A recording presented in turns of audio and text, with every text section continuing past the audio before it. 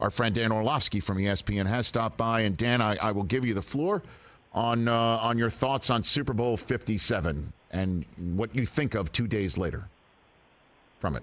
I still marvel at the performances by both quarterbacks. I think if I had to use one word to describe it by Patrick, it was discipline.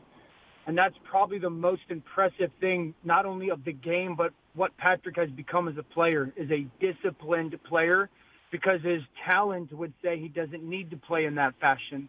I think he learned from last season and the kind of the missteps, to learn from last year's AFC Championship game and how he had to go about playing depending on how teams were going to dare him to.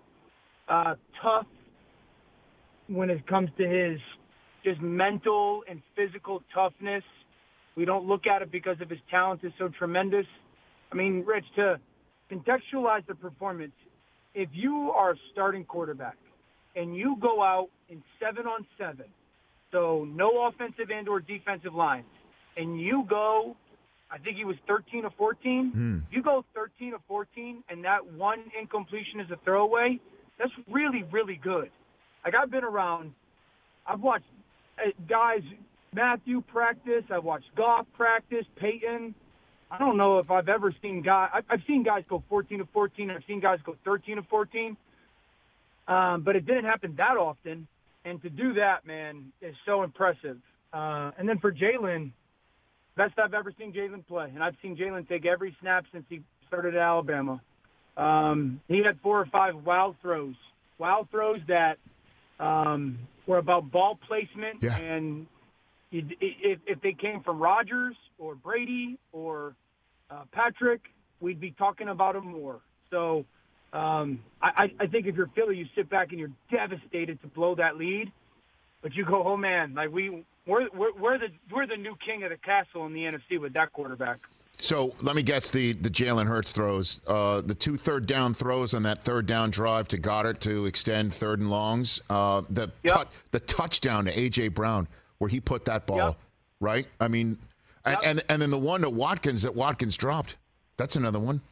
You know? Absolutely. That's a bang-banger. The one that Devontae catches right before the half that they overrule, that one's perfect as well. He's incredible. He was unbelievable, man. He was awesome, man. He was absolutely spectacular. If you had to choose one to get back to the game, which one would you choose? As the best throw? No, I'm sorry. If you could choose which team to get back to the Super Bowl in Vegas next year, you can only choose one. I think, yeah.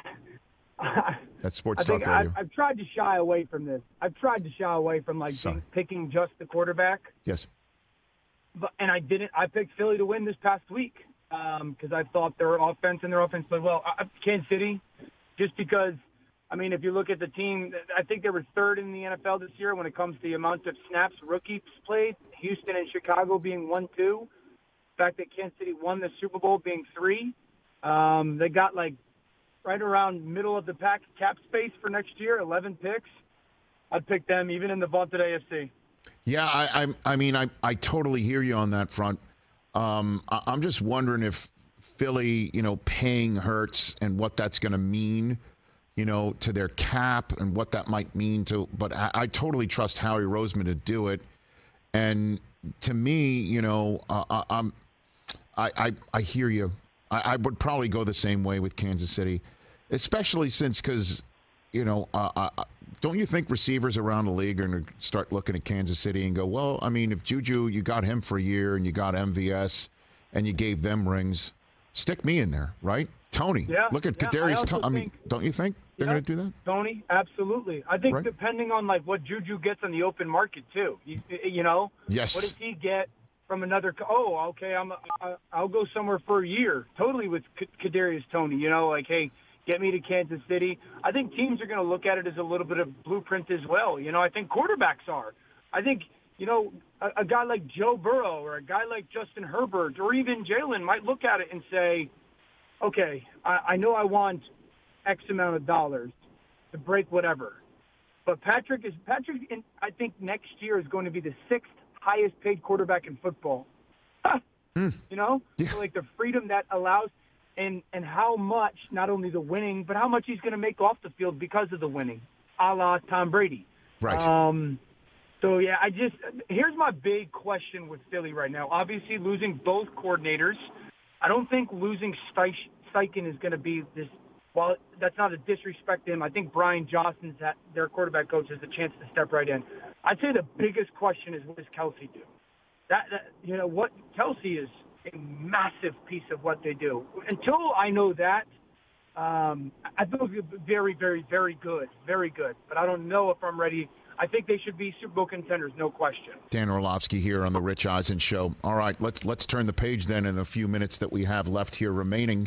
The best spot for Derek Carr will be where?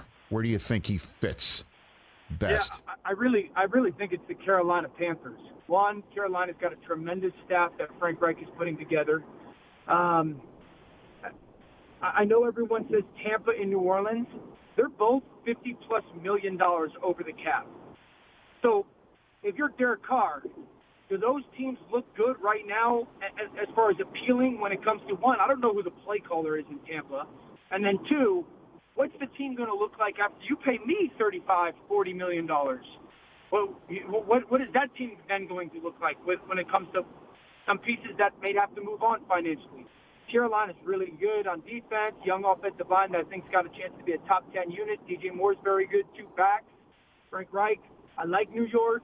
I think the biggest question that Derek and the Jets would have to figure out is, are you capable of handling the burden and expectation in New York?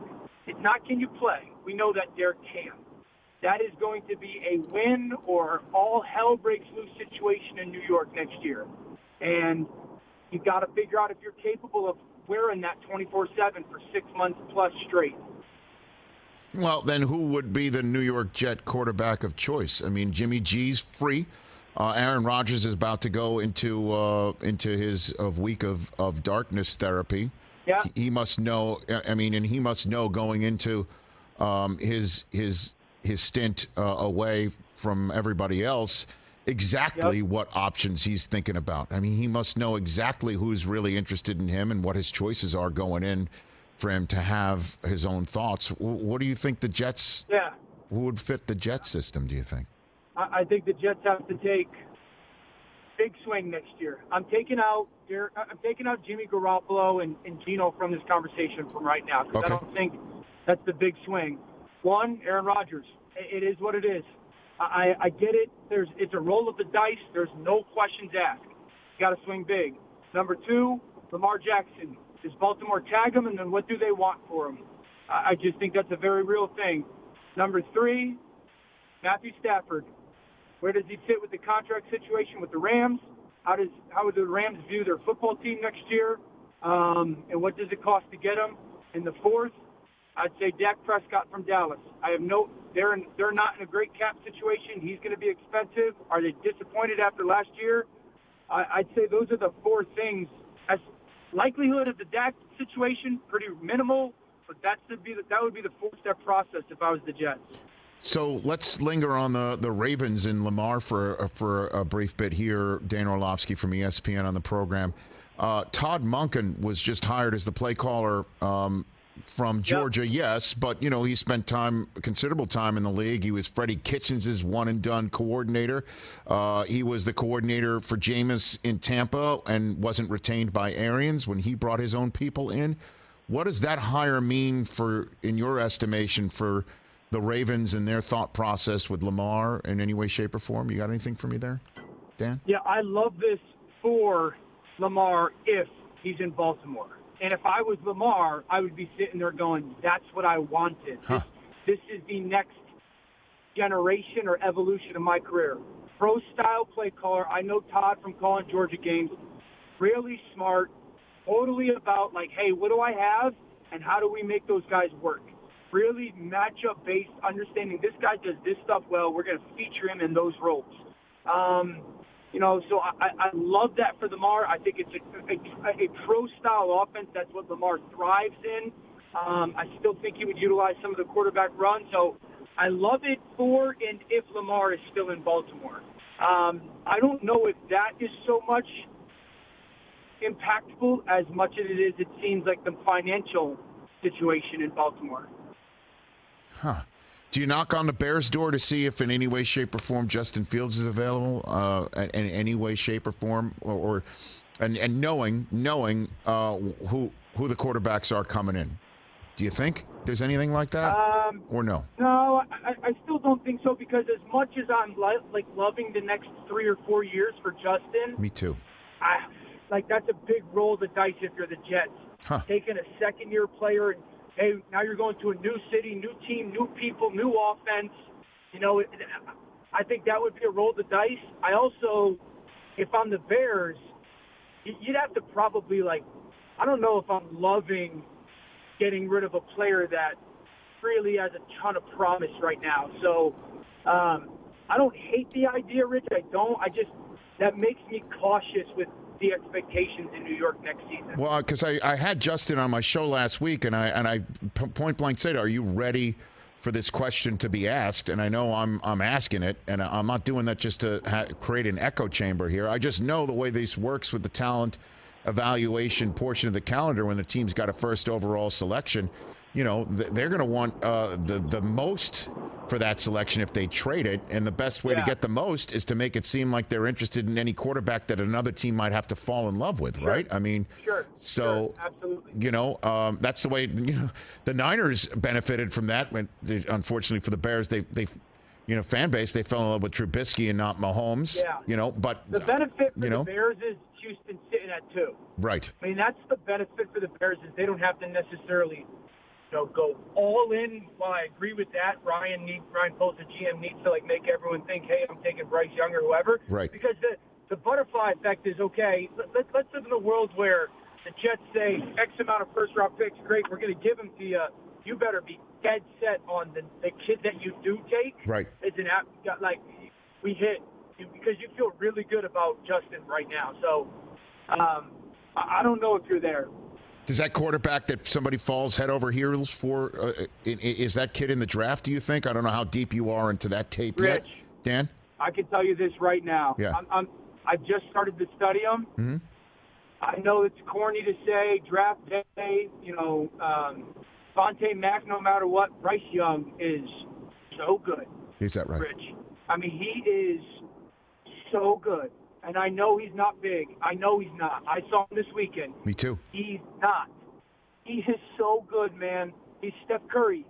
He's Steph Curry, dude. And I get that it's going to shy teams away, and I understand that it's, I guess, scary.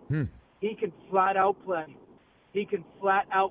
And you're going to – I feel so good about how good of a player he is. Turn on the Texas game and just watch him play. And tell me if anybody else coming out this year can do what he's doing.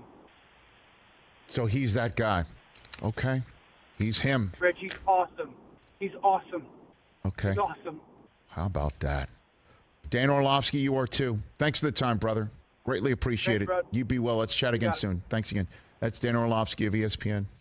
Catch the Rich Eisen Show every single day on the Roku channel, 12 to 3 Eastern, for free.